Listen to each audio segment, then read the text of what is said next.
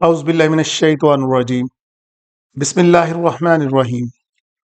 دوستو الحمدللہ آج ہم سورہ الاعراف کا چوتھا رکوع ترجمے تفسیر اور گرامر سے سمجھنے کی سعادت حاصل کرنے جا رہے ہیں، تو آئیں شروع کرتے ہیں۔ قل من حرم، کہہ دیجئے کس نے حرام کیا، من کا مطلب کس نے، زینت اللہ، جو اللہ تعالیٰ نے زینت والا لباس بنایا۔ اخراجہ کا مطلب ویسے تو نکالنا ہوتا ہے، لیکن یہاں پر اس سے مراد ہے بنایا، لعبادہ، اپنے بندوں کے لیے، والطیبات، اور تمام پاک چیزیں، من الرزق، رزق میں سے، یعنی یہ جو مشرکین برہنہ ہو کر طواف کرتے تھے خانہ کعبہ کا،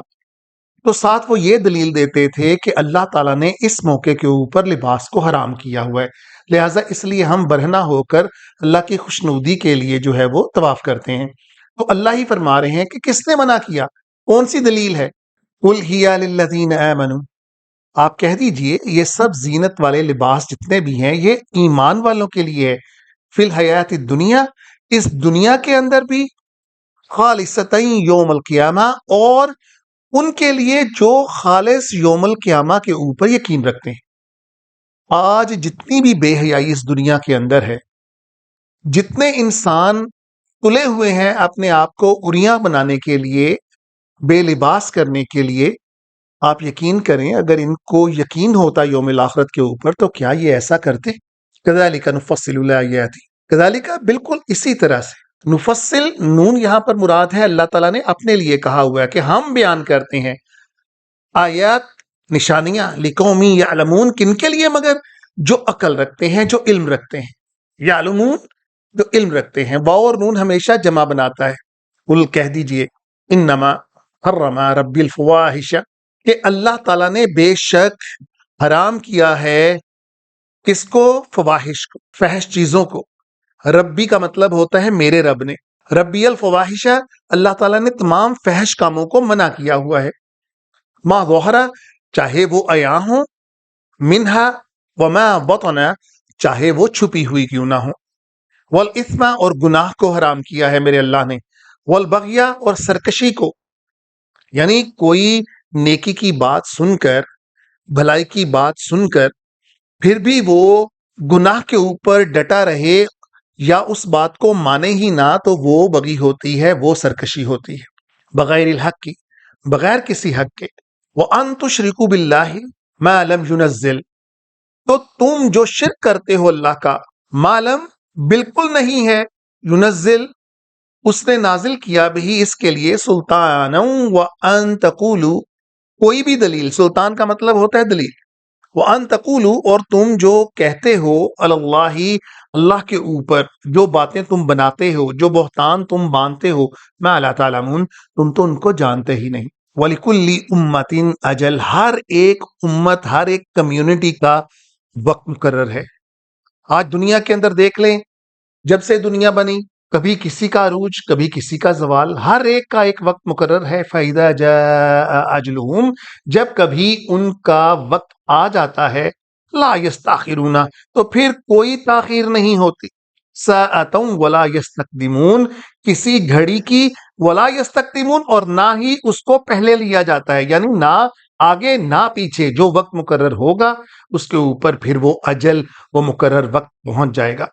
یا بنی آدم، اے آدم کے بیٹو، اما، جب، یاتینکم، تمہارے پاس آ جاتے ہیں، رسول، میرے رسول، منکم، جو تمہیں میں سے ہوتے ہیں، یقصونا، اور وہ بیان کرتے ہیں، علیکم، تمہاری طرف، آیاتی، میری نشانیاں، فمن اتقا، تو جو تم میں سے اتقا کرتے ہیں، جو اللہ سے ڈرتے ہیں، وہ اصلح، اور بھلائی چاہتے ہیں، فلا خوف علیہم، پھر ان کے اوپر کوئی بھی خوف نہیں ہوگا، علیہم، ان کے اوپر، ولا ہم یحزنون، اور نہ ہی وہ غمناک ہوں گے۔ اس کے برعکس، والذین کذبوا، وہ لوگ جو جھٹلاتے ہیں، بآیاتنا، ہماری آیتوں کو، نا کا مطلب ہماری، یعنی اللہ تعالیٰ کی، واستکبروا، اور کبر کرتے ہیں۔ دیکھیں، اکڑ جانا کسی بات کو، حق بات کو نہ ماننا، یہ بھی تکبر ہے، بلکہ تکبر کی سب سے بڑی قسم ہی یہی ہے کہ حق بات کو جانتے ہوئے اس کے اوپر عمل نہ کرنا۔ انہا اولئک اصحاب النار، تو پھر سن لیں ان کا بدلہ کیا ہونے جا رہا ہے. وہ اصحاب النار ہیں کیونکہ وہ مغرور ہیں، وہ متکبر ہیں، اور یہی تکبر شیطان کو لے ڈوبا. ہم فیہا خالدون، اور وہ پھر اسی کے اندر ہمیشہ رہیں گے. فمن اظلم، اور کون اس سے زیادہ ظلم کرے گا، ممن افطرا، جو باندھے افطرا یعنی جھوٹی باتیں منسوب کرے اللہ اللہ کی طرف، کذبن جھوٹی باتیں، اور کذب بآیاتہ اولئک ینالوہم، انہی کے پاس، ینالوہم کا مطلب ہوتا ہے پہنچنا، ریچ، پہنچنا، نصیبہم ان کا شیئر پہنچ جائے گا، من الکتاب جو اس کتاب کے اندر میں نے لکھ دیا ہے، حتی اذا جاءتہم رسلنا، حتیٰ کہ جب ان کے پاس پہنچتے ہیں میرے رسول، میرے اینجلز، میرے فرشتے، یتوفونہم ان کی جانوں کو قبض کرنے کے لیے، قالوا این ما کنتم تدعون، تو وہ بولے یعنی فرشتے، انہوں نے کہا ان سے جن کی وہ جان قبض کرنے آئے تھے، یعنی وہ مشرک تھے، کفار تھے، یا اللہ کے رستے سے ہٹے ہوئے تھے، اور ساری زندگی یہ کہتے تھے کوئی یوم آخرت نہیں، کھاؤ پیو عیش کرو، یہی دنیا ہے، اس کے بعد کچھ نہیں. تو وہ ان سے کہیں گے کہ کس کو تم پکارتے رہے من دون اللہ، اللہ کے علاوہ. قالو، وہ بولے یعنی وہ بولیں گے اب، ضلوا عنا، ہم نے گمراہی میں ڈالا خود کو، وشاہدوا، اور ہم گواہ ہیں، علی انفسہم، اپنی ہی جانوں کے اوپر، انہم کانوا کافرین، اور بے شک وہ کیا کرتے رہے، وہ کفر کرتے رہے اور وہ کافروں میں سے ہیں. قال ادخلوا فی امم قد خلت، ان سے کہا جائے گا ادخلو، داخل ہو جاؤ، فی امم قد خلت، اسی امت کے اندر جو تم سے پہلے گزر چکی، قد خلت کا مطلب پہلے، من قبلکم تم سے پہلے، من الجنی، اور وہ جنوں میں سے بھی تھے، والانس، اور وہ انسانوں میں سے بھی تھے، فی النار، جہنم کے اندر، یعنی تم بھی اب انہی کا حصہ بننے جا رہے ہو. کلما دخلت امت لعنت، جب داخل ہوگی اس کے اندر ایک کمیونٹی، امت کمیونٹی، لعنت اس کے اوپر لعنت کرے گی، اختہا